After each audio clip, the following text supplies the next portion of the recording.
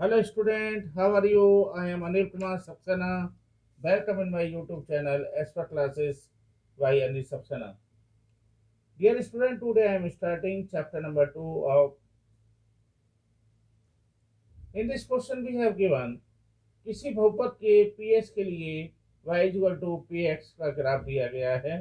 प्रत्येक स्थिति में शून्यकों की संख्या बतानी है। इसमें कितने शून्यक होते हैं। अब बच्चों, पहली बात तो आपको ये पता होना चाहिए, हमने 9th क्लास में ही पढ़ा था कि बहुपद के बारे में। बहुपद के बारे में हमें ये मालूम है कि बहुपद जो होते हैं वो क्या होते हैं, एक एलजेब्रिक एक्सप्रेशन होते हैं। यानी एलजेब्रिक एक्सप्रेशन को हम बोलते हैं बीजगणितीय व्यंजक। क्या होते हैं? बीजगणितीय व्यंजक होते हैं। दूसरी बात इसमें ये जरूरी है कि बहुपद जो होते हैं, बहुपद के बारे में ये भी जरूरी है, बहुपद को इंग्लिश में बच्चों हम कहते हैं पॉलिनोमियल। तो पॉलिनोमियल जो होते हैं उसमें सबसे इंपॉर्टेंट बात ये है कि इसमें जो घातें होती हैं, घातें को इंग्लिश में कहते हैं बच्चों एक्सपोनेंट। ओके, इसमें जो घातें होती हैं वो कैसी होती हैं? पूर्ण संख्याएं होती हैं। मैं आपको अभी सब बताऊंगा। पूर्ण संख्याएं होती हैं। आपको ये बात ध्यान रखनी होगी कि जब भी हम बहुपद की बात करेंगे तो उसमें हमेशा ही हमें पूर्ण संख्याएं लेनी है, जरूरी है, कंपलसरी। कभी भी वो जो है फ्रैक्शन के रूप में ना हो, ना ही वो कभी इसमें जो है इंटीजर्स के रूप में हो। नेगेटिव पावर कभी भी नहीं होनी चाहिए। इसमें 3 चीज़ें जो आपको ध्यान रखना है, नेगेटिव ना हो, नंबर 1, नंबर 2 फ्रैक्शन के रूप में ना हो, और एक आपको ये ध्यान रखना है कि वो जो है पावर जो होती हैं वो हमेशा वेरिएबल इफ जैसे होने चाहिए। ये भी इसमें कंपलसरी है। दूसरी चीज़ ये ज़रूरी है इसमें, जो मैंने आपको बताया बहुपद में 2 चीज़ें होती हैं, वेरिएबल और कांस्टेंट। अब वेरिएबल क्या होते हैं? जो परिवर्तनशील हो वो वेरिएबल कहलाते हैं। जैसे मान लीजिए मैंने ले लिया यहाँ पे x square plus 5x plus 6 variable हैं। वेरिएबल का मतलब होता है परिवर्तनशील, जो चेंज हो जाए, और कांस्टेंट का मतलब होता है जो आपका फिक्स वैल्यू होती हैं। यानी कहने का मतलब ये होगा बच्चों मेरा कि यदि मैं ये कहना चाहूँ आपसे कि जो वेरिएबल होते हैं वो या तो एक्स हो जाएंगे, वाई हो जाएंगे, या फिर एस हो जाएंगे, टी हो जाएंगे, ये सब हमारे क्या हैं? परिवर्तनशील हैं। और एक बात और है, लेकिन ये ध्यान रखना है आपको कि जब भी हम बात करेंगे यहाँ पर बहुपद की, तो बहुपद में यदि एक्स है तो सारे एक्स होने चाहिए। ऐसा कभी नहीं होगा कि मान लीजिए एक्स स्क्वायर प्लस का 5y प्लस का 6, ये कभी भी बहुपद नहीं होगा, क्योंकि यहाँ एक्स है, यहाँ वाई है। हमें हमेशा ध्यान रखना है कि जो हमारा वेरिएबल है वो सेम होना चाहिए, वो कभी भी हमारा जो है अलग अलग नहीं होना चाहिए।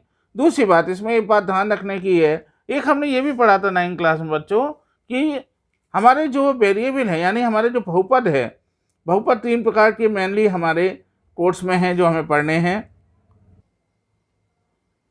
तो डियर स्टूडेंट, 3 टाइप के कौन कौन से होते हैं? पहला होता है आपका रेखीय। रेखीय को इंग्लिश में हम कहते हैं हम लीनियर। ठीक है, लीनियर बहुपद। तो पहला होता है आपका रेखीय बहुपद। दूसरा होता है द्विघातीय। द्विघातीय का मतलब होता है जिसकी 2 घात हों वो द्विघातीय आपका बहुपद, और जिसकी त्रिघातीय हों वो हो गया आपका त्रिघातीय आपको लेना है। तो त्रिघातीय का मतलब जिसके 3 पावर हों वो हमारा कहलाएगा त्रिघातीय बहुपद। तो ये ध्यान रखना है। रेखीय में क्या करेंगे बच्चों? ए एक्स प्लस बी। आप देख रहे हैं यहाँ पे एक्स की सिंगल पावर है। यदि मैं ले लूँ ए एस स्क्वायर प्लस का बी एस प्लस सी, यहाँ पर एक्स की जो 2 पावर है इसलिए द्विघातीय है। यहाँ पर हम ले लें यदि ए एस की पावर 3 प्लस का बी एस स्क्वायर प्लस का सी एक्स प्लस का डी, यहाँ आप देख रहे हैं कि इसकी जो 3 पावर है तो ये त्रिघातीय बहुपद है। तो बच्चों इस चैप्टर में हमें बेसिकली क्या पढ़ना है ये भी हम देख लें। हमने अब तक जो पढ़ा था, एक बात हमने और पढ़ी थी 9th क्लास में कि हमारा जो y इक्वल टू होता है वो पी एक्स होता है। जब भी शून्यकों की बात आई थी तो हम क्या करते थे? जीरो जो तो पॉलिनोमियल निकालते थे। तो आप ये करते थे कि पी एक्स इक्वल टू 0 लेते थे। जब पी एक्स इक्वल टू 0 लेते थे बच्चों, तो यदि मैं पी एक्स के स्थान पर 0 ले लूँ तो यहाँ पर मैं यदि 0 रखूँगा तो y इक्वल टू 0 हो जाएगा। यानी मेरी जो वैल्यू है बाई एक्सिस पर जब मैं लूँगा तो वो हमेशा ही हमें जो है क्या लेनी है? 0 लेनी है। मान लीजिए मैं ये ग्राफ लेता हूँ तो ये जहाँ भी एक्स एक्सिस को कट करेगा वो उतने ही हमारे शून्यक होंगे, क्योंकि y इक्वल टू पहले 0 है। जब y 0 है तो y की वैल्यू तो हमें लेनी है नहीं है। इसका मतलब हम जो है केवल x पर जहाँ भी ये कट करेगा उस वैल्यू को हमें लेना है। जरा ध्यान से देखिए, इस क्वेश्चन में हमें दे रखा है, जो आपको दिया हुआ है, किसी बहुपद के पीएस के लिए y इक्वल टू पीएक्स का ग्राफ दिया गया है। अब आप जानते हैं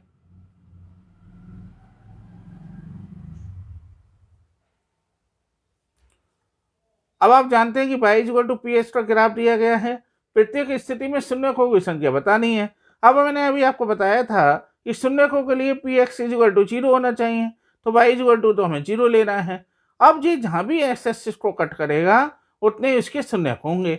जरा देखें क्या यहाँ पर ये, यदि देखें हम यहाँ पे एक आपका क्वेश्चन नंबर 1 में ये एक्स एक्सिस हो गया, ये वाई एक्सिस हो गया, ये एक्स एक्सिस को कहीं कट कर रहा है, आप कहेंगे नहीं, तो डैट मीन्स इसके जो शून्य हो गए कितने हो गए बच्चों, 0 हो गए।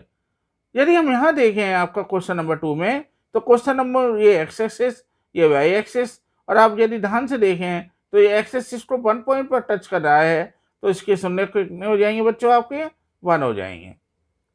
यदि हम थर्ड क्वेश्चन को ध्यान से देखें तो यहाँ भी हम यदि देखें कि हमारा ये जो ग्राफ है वो वाई एक्सिस को 3 पॉइंट पर टच करा, 1, 2 और 3, तो इसका मतलब शून्य खो की संख्या कितनी हो गई, 3 हो गई।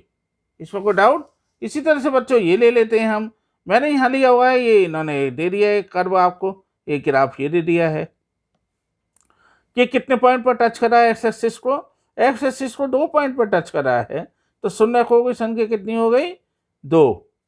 यदि बच्चों हम यहाँ देखें क्वेश्चन नंबर 5 में, तो ये हो गया यहाँ पर एक्स एक्सिस को ये कितने पॉइंट पर टच कर रहा है, 1, 2, 3 एंड 4, तो ये 4 पॉइंट पर टच कर रहा है। इसका मतलब इसके शून्य खो की संख्या कितनी हो गई, इसके शून्य की संख्या हो गई 4। और डियर स्टूडेंट यदि हम इसकी बात करें तो यहाँ भी आप देख रहे हैं एक्स एक्सिस को ये 3 पॉइंट पर टच कर रहा है, इसका मतलब शून्य खो की संख्या कितनी हो गई यहाँ पर, 3। तो बस इसमें केवल आपको चैप्टर में इतना ही करना है कि बस शून्य खो की संख्या को देखना है। तो इसका मतलब ये आपको अच्छी तरह से प्रैक्टिस करनी है इन क्वेश्चनों की। बस आपका चैप्टर नंबर 2.1 में केवल इतने ही क्वेश्चन है और ये मैंने आपको सारे सॉल्व करवा दिए हैं, इनकी अच्छी से प्रैक्टिस कर लीजिए।